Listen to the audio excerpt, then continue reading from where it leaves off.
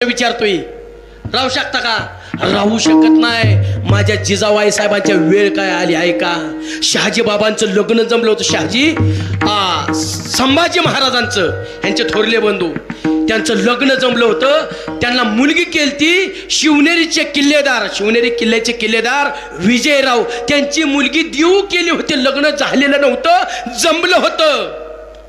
त्या ठिकाणी माझ्या जिजाबाई साहेबांना राहण्याची वेळ आली.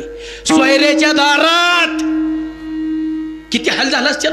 आपण सहज म्हणतो राजमाता होत्या, पण हाल किती सहन केल्यात आहे का?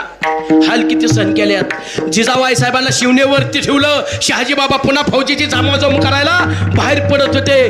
वाऱ्याच्या वेगाने सतत घोडदौड, सतत घोडदौड, सतत घोडदौड. कसलंही त्यांना सुख मिळलं नाही.